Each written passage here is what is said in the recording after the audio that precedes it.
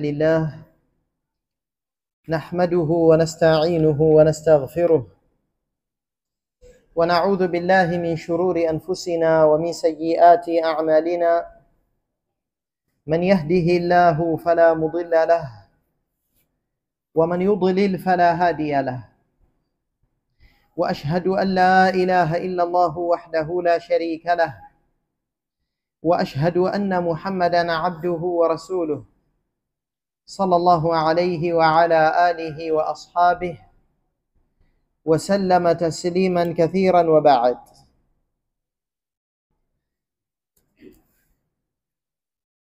Ndugu Waislamu,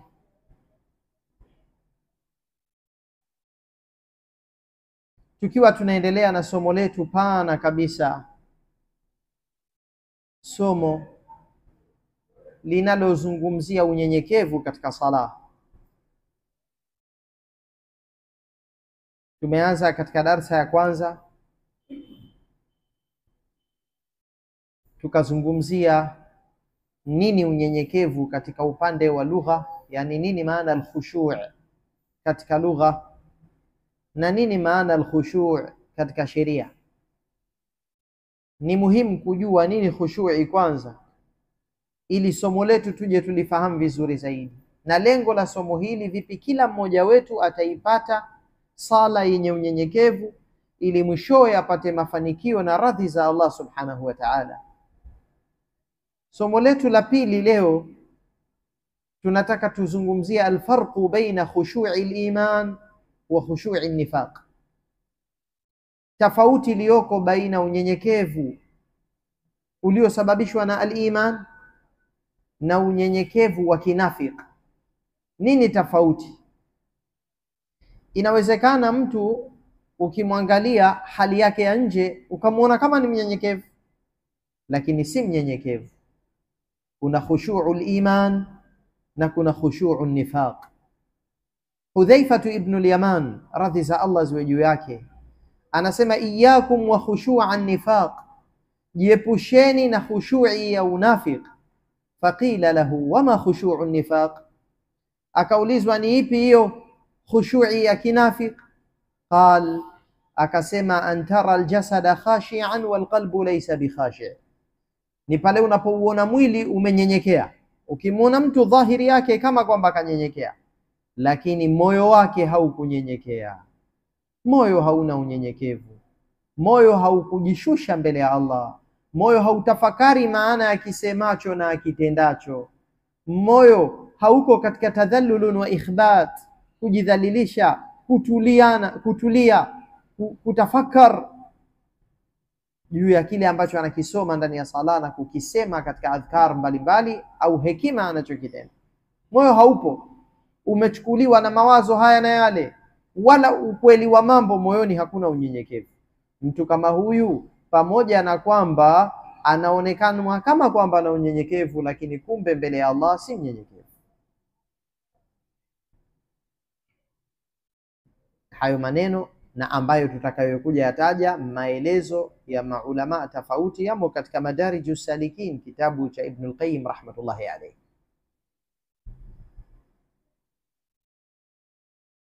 Kuna mmoja katika waja wa kheri waliopita huko nyuma, alimwona bwana mmoja amenyenyekea kwa mabega yake mawili na mwili wake, akasema, ya fulan alkhushu'u hahuna, wa ashara ila sadrihi, ewe fulan, unyenyekevu uko hapa, akamwashiria kifuani mwake. La hahuna, hauko hapa, wa ashara ila mankibaihi, na akaashiria katika mabega yake mawili. Alimwambia unyenyekevu uko hapa, yani moyoni, wala hauko hapa katika mabega mawili. Yawezekana mtu namna alivyoyaweka mabega yake kwenye sala kama kwamba ana unyenyekevu na akajidhalilisha kweli kweli mbele ya Allah, kumbe mabega tu ndio yako katika hali hiyo, moyo hauko hivyo. Athar hii imetajwa katika Hilyatul Awliya.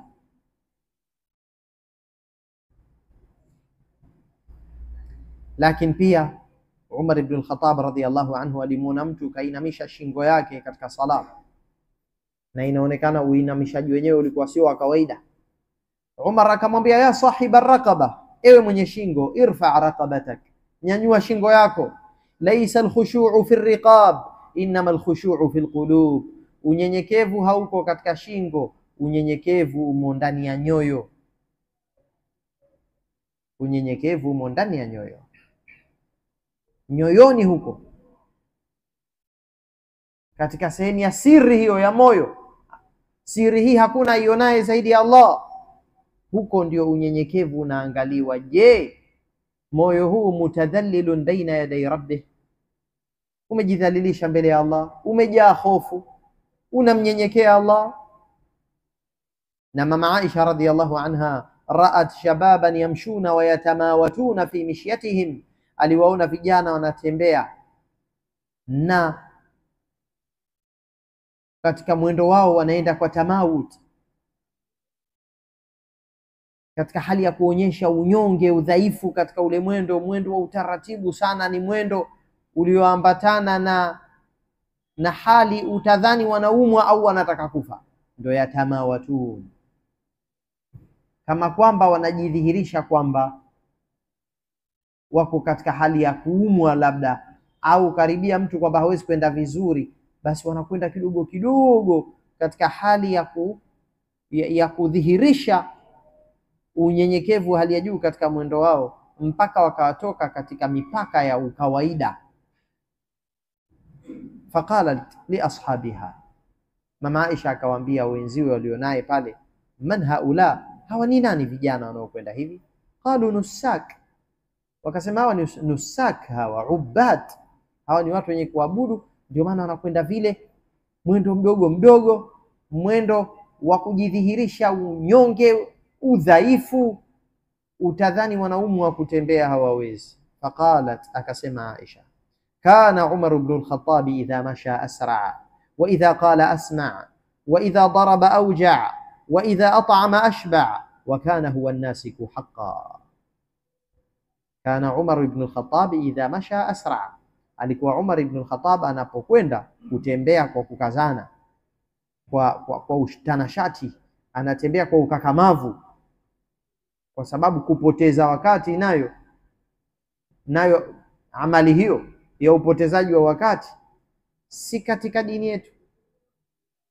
Alikuwa Umar anapotembea asra, wa idha qala asma, na anaposema anasikilizisha, si kwamba anasema tena utadhani ni mnyonge, anaekti unyonge mpaka hasikiki vizuri. Hakuwa hivyo Umar.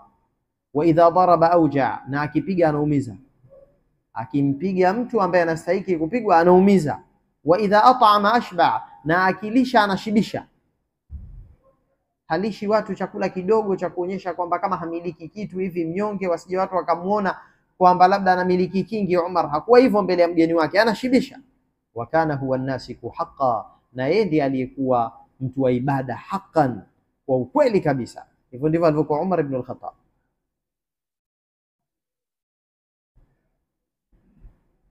Ina maana ya kwamba Aisha hakuona sawa ule mwendo ambao wanauenda vijana wale. Kwa hiyo ndio dini yetu ya Uislamu, dinul wasatiyati baina al-ifrati wat-tafrit, ni dini ya ukati na kati baina ya kuvuka mipaka na kufanya kasoro. Dini hii haina uvukaji wa mipaka wala haina kasoro, iko kati na kati baina al-ifrati wat-tafrit. Al-Fudail ibn Iyad anasema, kana yukrahu an yuriya ar-rajulu min al-khushu'i akthara mimma fi qalbihi, ilikuwa inachukiwa hao waja wema waliopita, walioleleka vizuri kwa Mtume sallallahu alaihi wasallam, waliozingatia ndani kuliko nje, waliozingatia kulub sio qawalib, walizingatia nyoyo kuliko miili. Ilikuwa inachukiwa huko nyuma mtu kuonyesha katika unyenyekevu zaidi ya kile kilichomo ndani ya moyo wake, yani nje kaonekana zaidi alivyo ndani. Hilo jambo lilikuwa linachukiwa.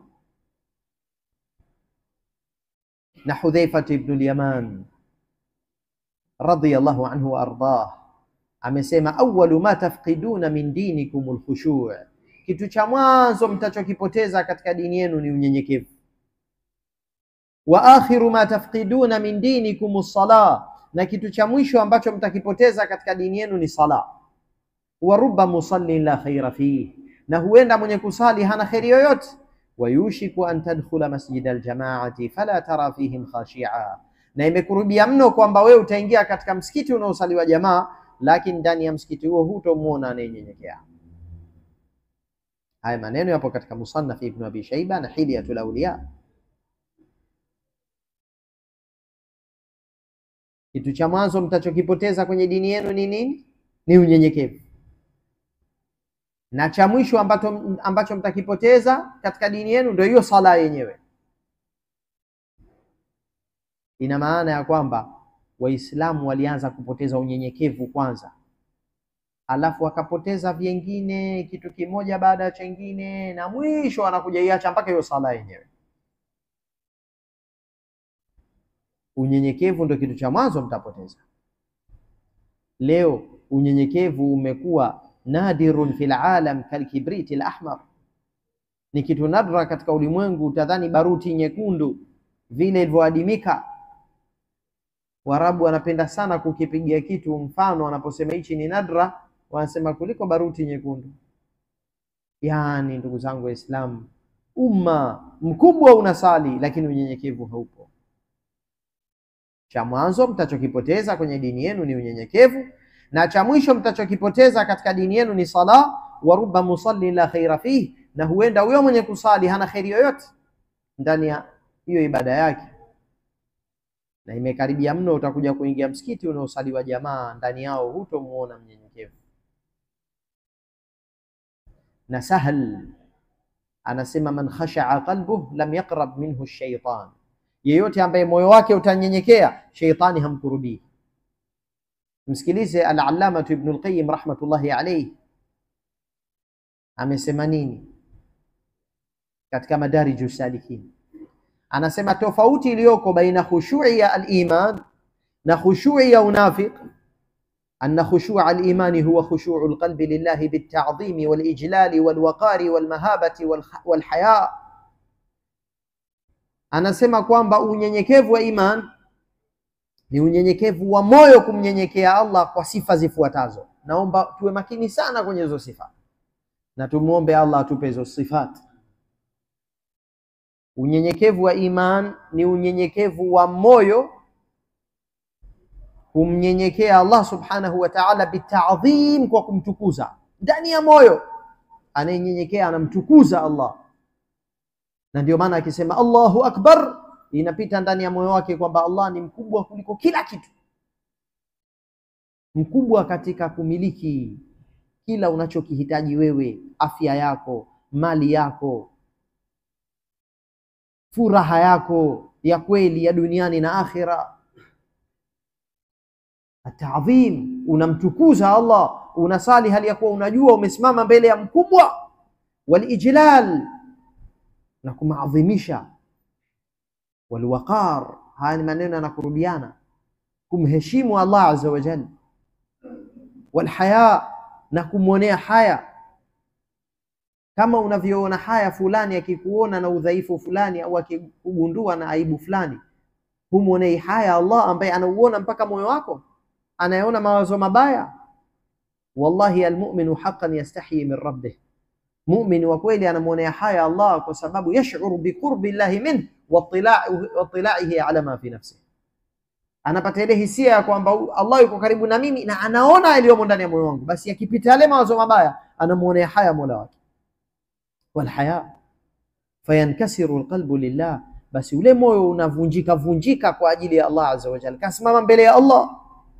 Walkhajali walhubbi walhaya, anakuwa ana hofu iliyoambatana na haya, na anampenda anayemwabudu na anamwonea haya. Hizi ndio sifa za unyenyekevu. Na jengine, washuhudi ni'amillahi wa jinayatihi hu, na kama kwamba anaziona neema za Allah juu yake, amemlisha miaka nenda miaka rudi, amemwozesha, amempa watoto, amempa afya, macho anaonea miaka nenda miaka rudi, hayalipii. Ikiwa mfadhili wako tu ambaye amekufadhili, amekufanyia wema na ihsan, ukiteleza juu yake ukahisi hapa umemkwaa na kumuudhi, litakuuma hilo ndani ya moyo wako. Na je, huyu hatakuja badilika juu yako? Ule wema uliokuwa ukiupata sasa utaukosa. Ikiwa mfadhili wa kibinadamu tu umempa nafasi hiyo, je, Allah ilistahiki tushuhudie neema ngapi wakati tunasali, kwamba nimesimama mbele ya huyo amenipa macho, akitaka atanipokonya, amenipa afya, akitaka atanipokonya. Hii roho imo katika kiwiliwili changu, yeye ndiye aliyeizuia, akitaka ataiondoa. Yote kanifanyia yeye. Na wakati huo huo unakumbuka yale makosa yako makubwa makubwa uliyofanya mbele yake. Kwa maana hiyo umesimama mbele yake huko unaona haya, unakumbuka maovu yako uliyomtendea na neema zake juu yako. Khushu'i hii yatba'uhu khushu'ul jawarih. Sasa ule unyenyekevu wa viungo na utuliaji wa viungo sasa unafuata unyenyekevu wa moyo. Sifa kadha wa kadha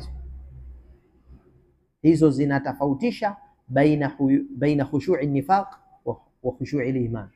Khushu'i al-iman ina kitu gani?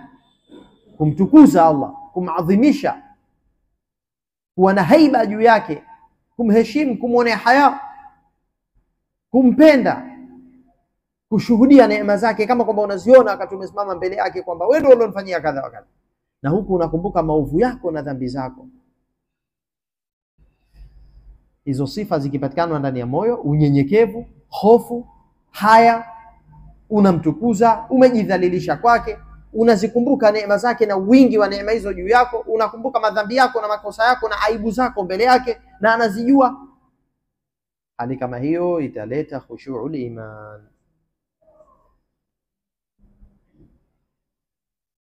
Khushu'ul iman ni kitu muhimu, na khushu'ul nifaq ni hatari. Sasa khushu'ul nifaq inakuwa tasannuan wa takallufa, katika namna ya kuekti na kujilazimisha kufanya takalluf. Na kuna watu wamejali zaidi mwili kuweka sawa kwenye sala kuliko moyo kuweka sawa, ilhali ya kuwa moyo kuweka sawa hilo ni la kwanza, halafu pia na mwili kuweka sawa. Moyo wetu tukisali uwe kama moyo wa Mtume sallallahu alaihi wasallam, na mwili wetu tunaposali tusali katika utaratibu kama alivyosali Mtume sallallahu alaihi wasallam.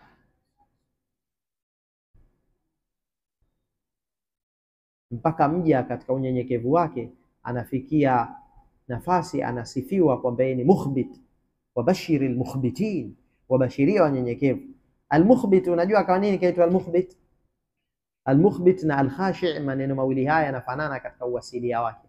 Tumesema ardhi ikiwa imeenda chini inaitwa alkhashi', basi na ardhi ikiwa imeenda chini pia inaitwa alkhibt. Ndio ile ardhi ambayo maji yanapenda kuishia pale yakatuama, kwa sababu ardhi hiyo imeteremka. Ardhi ya mteremko ndio matuamo ya maji.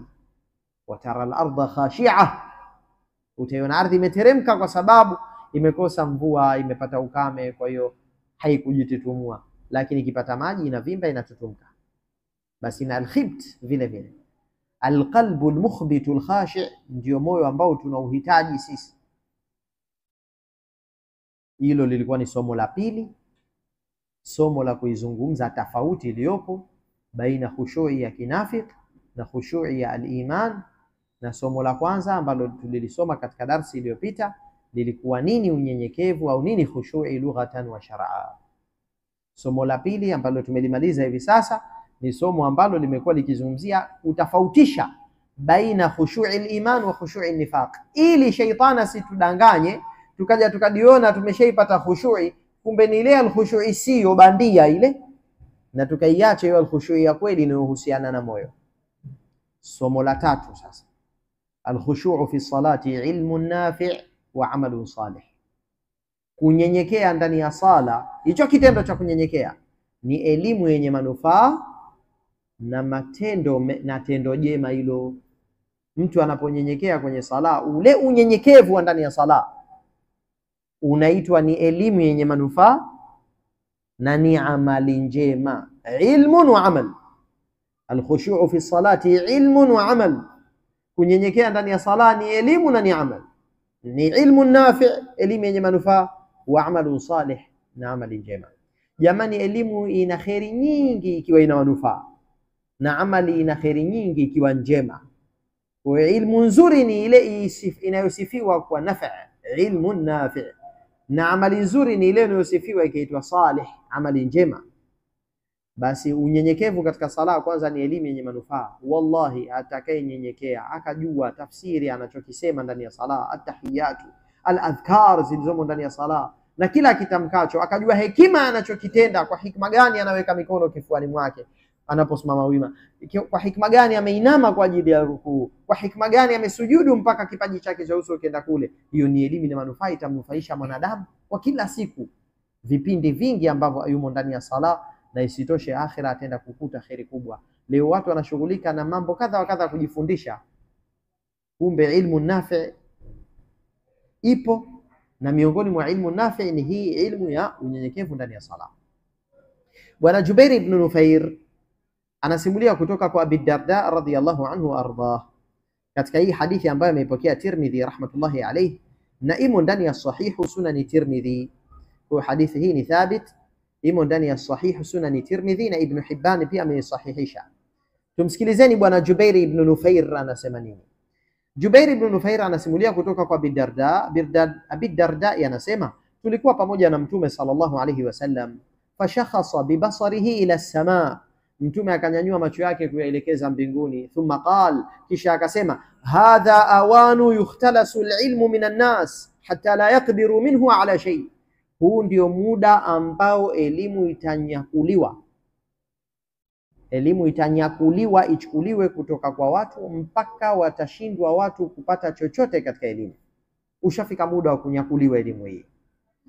Bwana Ziyad ibn Labid al-Ansari, sahabi huyo Ziyad, akamuuliza Mtume, vipi elimu itanyofolewa, itanyakuliwa, ichukuliwe tupokonywe, hali ya kuwa tumeisoma Qur'ani, tumeihifadhi, na wallahi tutaisoma, tutaendelea kuisoma na kuwasomesha wake zetu na watoto wetu.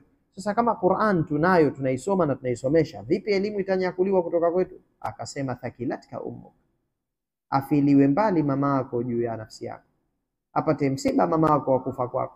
Na haya maneno si kwamba ni maapizo, lakini Waarabu walikuwa wakiyatumia taajuban, katika hali ya kustaajabu hivi, kwamba unauliza hivyo unashangaza sana we. Thakilatka ummuka ya Ziyad, in kuntu la a'udduka min fuqahai ahli al-Madina, mimi nilikuwa na kuhesabu wewe ni mmoja katika mafukaha wenye elimu katika watu wa Madina. Hapa hadhihi Taurat wal Injili inda al-Yahud, hii hapa Taurat na al-Injili iko kwa Mayahudi, wa Nasara na Manasara. Mayahudi wanayo Taurati yao na Manasara wanayo al-Injil, famadha tughni anhum, inawasaidiani ni visaifi? Mbona Injili hiyo wameipinga Manasara, hawakuwa tayari kumfuata Mtume sallallahu alaihi wasallam? Mbona Taurati hiyo wameipinga Mayahudi ambayo inawaongoza kumfuata Mtume, lakini walimkanusha, wakaikana na Qur'an na wako tayari wakaingia jahannam? Kitabu cha Al-Qur'ani kitawasaidia wanyenyekevu wanaomwogopa Allah wakakiamini 100 juu ya 100. Kwa zitakuja zama elimu itanyakuliwa kwa watu. Jubair kaisikia hadithi hii kutoka kwa Abi Darda. Jubair anasema nikakutana na sahaba mwingine Ubada ibn Samit, nikamwambia, hivi huku yasikia aliyoyasema ndugu yako Abu Darda? Yani kuna hadithi ametusimulia hujasikia? Nikamueleza nini kasema Abu Darda, nikamueleza Ubada ibn Samit. Jubair anasema hivi, Abu Darda akasema sadaqa, akasema bwana Ubada ibn Samit, sadaqa Abu Darda, Abu Darda amesema kweli juu aliyomsikia Mtume sallallahu alaihi wasallam. Sasa ukipenda nitakueleza hata hiyo elimu yenyewe ya mwanzo ni ipi kuondolewa, hiyo ambayo Mtume ikasema kwamba ndio elimu ya mwanzo kuondolewa. Nitakwambia mimi ni ipi elimu ya mwanzo kuondolewa kwa watu, ni ipi? Al-khushu' ni unyenyekevu. Kwa Mtume kauita unyenyekevu ni nini? Ilmu. Na ilivyo hanyenyekei ila man alima billah, isipokuwa atakayemjua Allah nani na sifa zake ni zipi. Huwezi kumnyenyekea usiyemtambua. Watu leo wananyenyekea mabosi zao kwa kujua kwamba huyu ni bosi, tena tajiri mkubwa huyu, halafu ukarimu wanao, lakini ukimkera kidogo huyu anakufukuza kazi. Alipomjua kwa sifa zake hizo, akanyenyekea, akawa makini, akailinda kazi yake na kibarua chake. Kamjua huyu ni mkali, huyu yuko hivi. Basi ndugu zangu, asiyemjua Allah hawezi kumnyenyekea. Ni ilmu hiyo, alilmu billah, alilmu bil akhirah. Ndio maana akasema elimu ya mwanzo kuondolewa ndio hiyo elimu ya unyenyekevu. Kisha akamalizia kusema bwana Ubada ibn Samit, imekaribia mno kwamba utaingia msikiti unaosaliwa sala ya Ijumaa, manake kwamba watu wengi hapo, na kawaida sala kama hiyo inakusanya umma mkubwa zaidi, au msikiti wa Ijumaa unakuwa ni mkubwa kawaida, unabeba watu wengi. Utakaribia kuingia msikiti kama huo, fala tara fihi rajulan khashi'a, basi hutomuona mtu ambaye ananyenyekea hata mmoja hutomuona. Hayo ni maneno aliyamalizia kuyasema nani? Ubadah ibn Samit, sahaba wa Mtume sallallahu alaihi wasallam. Iko hadithi kaipokea Tabarani rahmatullahi alayhi ya Shaddad ibn Aus. Shaddad anasema Mtume sallallahu alaihi wasallam amesema, awwalu ma yurfa'u minan nas al-khushu', kitu cha mwanzo kitachoondolewa kwa watu ni unyenyekevu. Sasa Shaddad anatuambia aliyoyasema haya ni Mtume sallallahu alaihi wasallam, yale maneno aliyopita yalisemwa na Ubadah ibn Samit, lakini sasa hivi tunaona Shaddad ananasibisha kauli hii na Mtume sallallahu alaihi wasallam. Kwa yawezekana Mtume alisema haya maneno na ndio maana masahaba nao wakayasema kama alivyosema Ubadah ibn Samit, kwa sababu hata hii hadithi iliyotaja ya Shaddad iko riwaya nyingine, yani imekuja katika namna nyingine kwamba maneno haya akayasema Shaddad mwenyewe, isipokuwa tu maulama wakasema sahabi anaposema jambo ambalo halina uwanja wa jitihada ndani yake, si mambo ya kifiqhi ambayo yana ijtihadi au ufahamu wa hadithi, anapolisema jambo la kighaibu kama hilo, mambo ambayo hayana nafasi ya ijtihad, basi hawawezi kuzua wao wenyewe, yatarajiwa sana kwa wamemsikia Mtume sallallahu alaihi wasallam. Pia bwana Zaid ibn Arqam anasimulia kutoka kwa Mtume sallallahu alaihi wasallam. Mtume amesema katika dua yake, na hii dua na sisi tuishike: Allahumma inni a'udhu bika min ilmin la yanfa' wa min qalbin la yakhsha' wa min nafsin la tashba' wa min da'watin la yustajabu laha. Allahum, mwabudiwa wangu, inni a'udhu bika min ilmin la yanfa', mimi nataka unilinde na elimu isonufaisha, wa min qalbin la yakhsha', na moyo usonyenyekea, wa min nafsin la tashba', na nafsi isiyoridhika, wa min da'watin la yustajabu laha, na nilinde na dua isiyojibiwa, nilinde na elimu isonufaisha. Kukosa unyenyekevu ndani ya sala, umekosa elimu yenye manufaa. Sasa ukizipata nyingi ambazo hazina manufaa, hazina maana hizo, na elimu ngapi zitaenda kuwadhuru wenye elimu hizo, kwa sababu hazikuwanufaisha, hawakuziamini, hawakuzitia nyoyoni. Elimu iko ulimini, haiko moyoni hiyo. Mtume alimuomba Allah azza wa jalla dua hiyo: ewe Mola wangu, nataka unilinde na elimu isonufaisha, na moyo usionyenyekea, na nafsi isiyoridhika, na dua isiyojibiwa.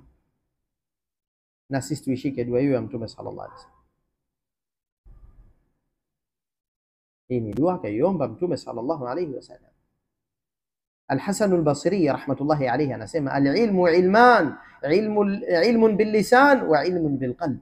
Elimu si kwa aina mbili, kuna elimu inakaa ulimini na nyingine inakaa moyoni. Fa ilmu al-qalbi huwa al-ilmu an-nafi', elimu ya moyo ndio elimu yenye manufaa. Wa ilmu al-lisani hujjatullahi ala ibni adam, na elimu ya ulimi ni hoja ya Allah juu ya mwanadamu.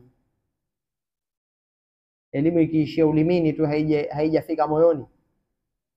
Kuna watu wangapi ndimi zao nzuri sana katika kuisifu janna na jahannam na kutoa da'wa na mawaidha, lakini elimu ile haijatua moyoni, yeye mwenyewe haijafika wakati kuwa na shauku nayo hiyo janna wala hofu nayo hiyo jahannam.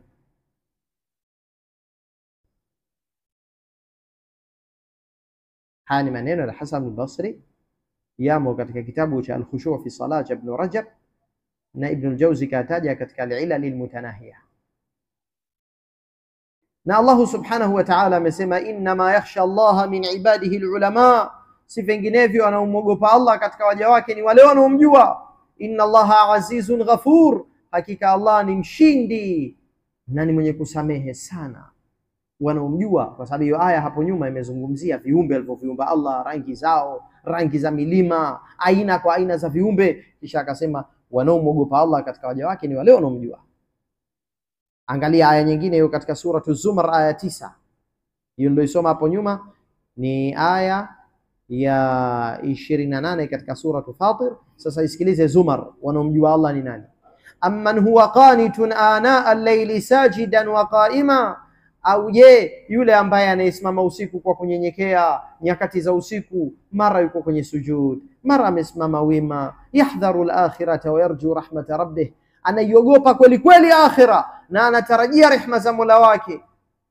Qul hal yastawi alladhina ya'lamuna walladhina la ya'lamun, hivi wanakuwa sawa wanaojua na wasiojua? Inma yatadhakkaru ulul albab, si vinginevyo wanaokumbuka ni wenye akili. Jamani, aya hii imemwita anayenyenyekea usiku mpaka Allah anauona moyo wake, anasema anaiogopa akhira na anaitaraji janna.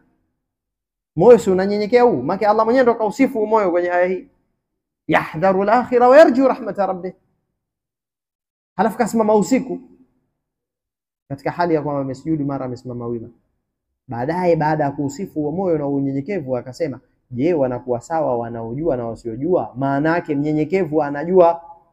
Na hapa ndo tunaona kwamba unyenyekevu unaitwa ilmun nafi, kwa sababu aya imeita wanyenyekevu kwamba yaalamuna, wanajua. Kwa maana hiyo binafsi ya kunyenyekea ni ilmun nafi, na tumeona katika hadithi imekuja elimu ya mwanzo kuondolewa ni unyenyekevu. Kwa hiyo unyenyekevu umeitwa nini?